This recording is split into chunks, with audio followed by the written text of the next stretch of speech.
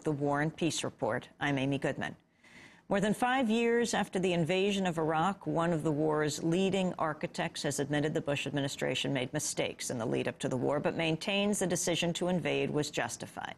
Douglas Feith, who served as Undersecretary of Defense for Policy, claimed Monday Saddam Hussein posed a threat to the region, even though he had no weapons of mass destruction. And so while it was a terrible mistake for the administration to rely on the erroneous intelligence about WMD, and I mean, it was catastrophic to our credibility. First of all, it was an honest error and not a lie. But even if you corrected for that error, what we found in Iraq was a serious WMD threat, even though Saddam had chosen to not maintain the stockpiles. He had put himself in a position where he could have regenerated those stockpiles, as I said, in 3 to 5 weeks. The Bush administration's claims of weapons of mass destruction in Iraq formed the key justification for the war to Congress, the American people, and the international community. One of the people at the center of the storm was Hans Blix, the former chief United Nations weapons inspector in Iraq. He joins us today from Stockholm, Sweden. From March 2000 to June 2003, Hans Blix was executive chair of the UN Monitoring, Verification, Inspection Commission, which carried over 700 inspections at 500 sites in the run-up to the invasion. Hans Blix is currently the chair of the Swedish government's Weapons of Mass Destruction Commission. His latest book is Why Nuclear Disarmament Matters. Welcome to Democracy Now!, Hans Blix. Thank you very much. It's good to have you with us. Your response to Douglas Feith? Well, I think there was no way that Saddam Hussein in Iraq could have reconstituted his nuclear program within years after 2003.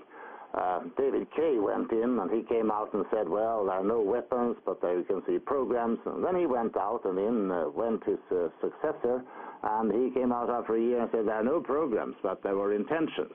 In fact, Iraq was prostrate after so many years of sanctions, and it would have taken them many years to recover and to contemplate any nuclear weapons. What did you understand at the time? What were you saying at the time? Well, at the time we were saying that we had carried out a great many inspections and that we did not find any weapons of mass destruction, and we also voiced some criticism of some cases that the U.S. Secretary of State, Colin Powell, had demonstrated in the Security Council. And my colleague, Mr. El-Baradei, who was the head of the International Atomic Energy Agency, had revealed that the alleged contract between Iraq and the state of Niger in Africa for the import of uranium oxide was a forgery, and that also the alleged tubes of aluminum, which had been alleged to be for making of centrifuges to enrich uranium, they most likely were not for that purpose. So while the evidence that had been advanced from the U.S. side and the U.K. side had been very weakened, we had carried out some 700 inspections without finding any evidence at all. And we had actually been to something like 3 dozen sites which were given to us by intelligence and had been able to tell them that no, there was nothing in them.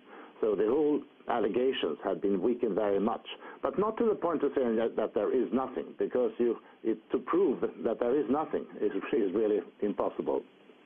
I want to turn back to February 2003, to then Secretary of State Colin Powell's address before the UN Security Council, where he made the Bush administration's case for war.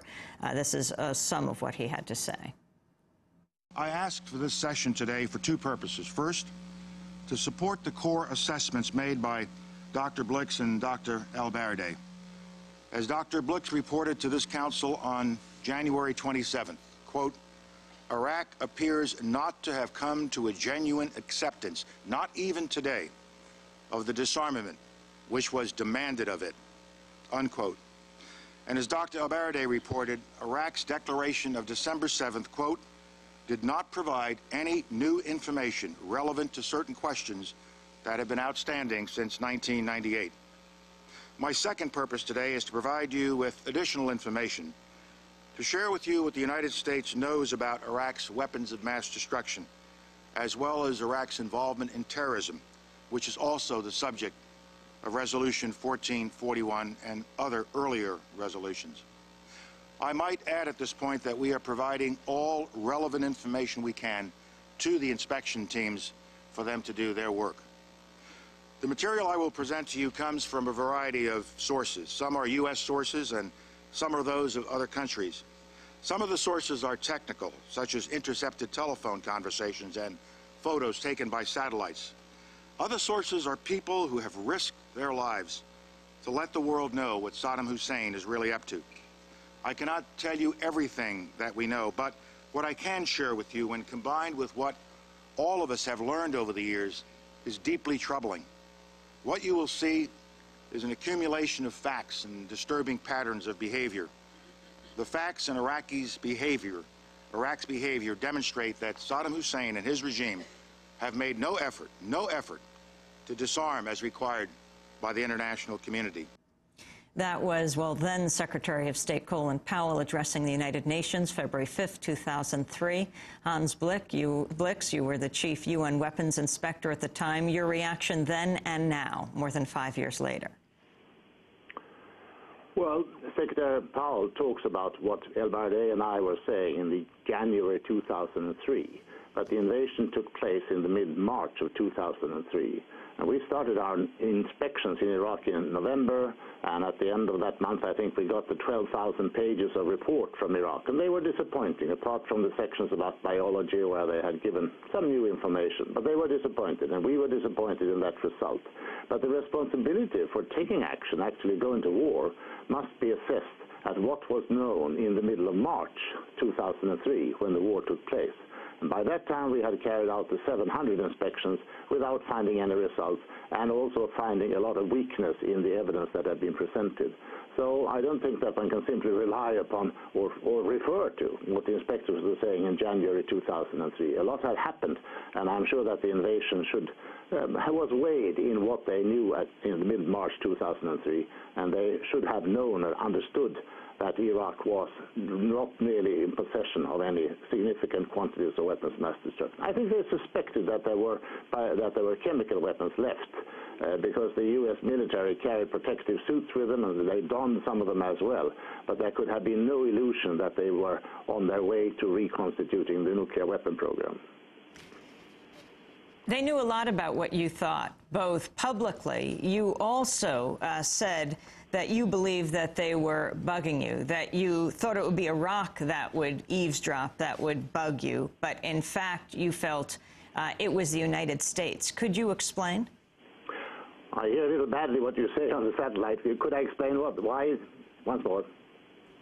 You had said in 2004 that you believe the United States was bugging you, your office and your home. Can you explain? Oh, I see. Okay. Now I hear you better. Well, there were noises on the telephone and things that happened that made me suspect that. I have never said that I had any evidence to that effect.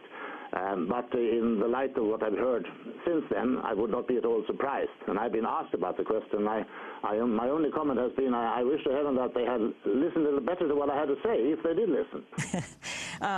You went to great lengths to try to find out, is that right? You had a UN counter-surveillance team sweep your home and office for bugs.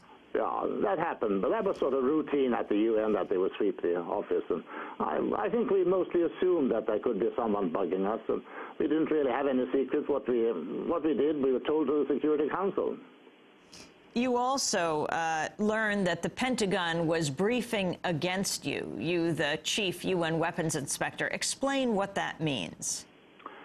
Well, there was some occasion when the Washington Post reported that Mr. Wolfowitz had asked the CIA about my character and about my preceding activities, and I didn't really mind that. I thought it would have been more practical for them to ask the State Department, because they had seen